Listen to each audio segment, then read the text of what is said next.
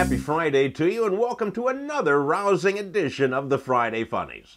Well, this has been a week for the record books. We started on Sunday. Nick Wallenda set 2 world records by crossing the Chicago River on a tightrope and then walking between the 2 Marina City towers while blindfolded.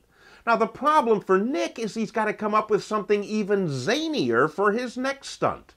And I think I've got it. I think he should go from atop the Transamerica Tower in San Francisco to Hawaii. That could fill up a whole week of programming for the Discovery Channel.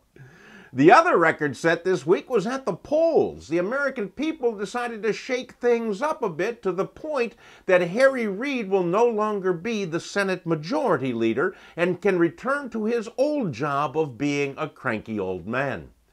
When asked what he thought about the election on Tuesday, Vice President Joe Biden responded, "Election day was Tuesday?"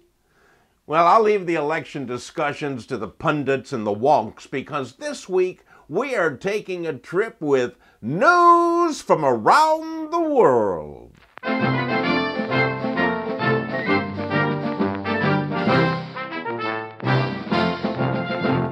In Lisone, Italy, Spartaco Capone bought a brand new Fiat 500 because using public transportation caused him to be late for work.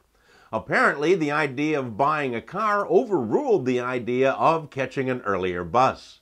Anyhow, this week, Spartaco's Fiat failed to start, which made him late for work once again. And this was apparently too much for him to take because he got out of the car and proceeded to attack the car with a pickaxe until it was filled with more than 100 holes. He was taken to the hospital for a few days of relaxation. The Fiat full of holes is being sold as having eco-friendly air conditioning.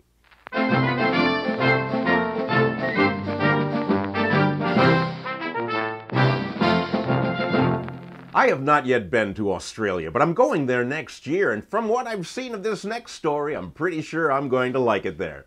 In Newman, Western Australia, a 37-year-old man, described as a local character, bought a new Beechcraft 2-seater airplane and started it up.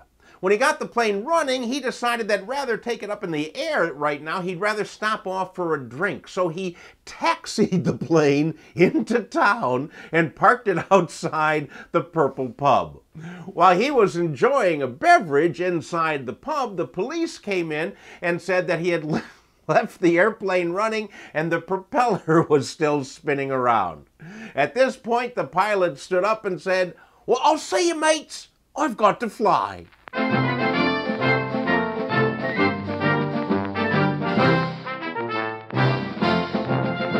Egypt is the home of many traffic accidents, not all of them involving camels. That's why they want to make sure that their bus drivers provide safe transportation.